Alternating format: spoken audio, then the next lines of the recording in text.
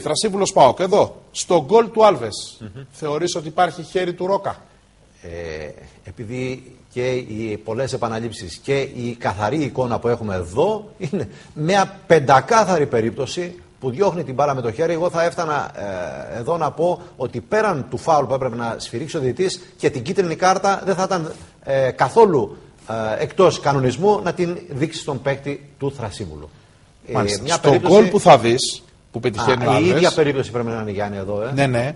Βλέπουμε που είναι ο διαιτητής. Αυτό ήταν. Μπράβο. Ο διαιτητής είναι δίπλα.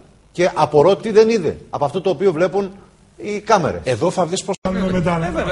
Εδώ λοιπόν με το αριστερό το χέρι την ώρα που κουνάει την μπάλα ο διαιτητής, κοιτάξτε, είναι ο παίκτης του ΠΑΟΚ μπροστά. Φυσικά αυτό το οποίο θα σας δείξω στη συνέχεια, εδώ δεν λέμε τίποτα, είναι φάουλ. Εδώ κοιτάξτε, καθυστερεί να κάνει αυτή την κίνηση. Αυτή την κίνηση έπρεπε να την κάνει πιο γρήγορα. Όταν σηκώνουν τα χέρια, τότε μπαίνει στη σκέψη να ψάξει τη φάση. Η φάση όμως έχει χαθεί. Αυτό λοιπόν το πράγμα, σε λίγο Χριστό, λέω.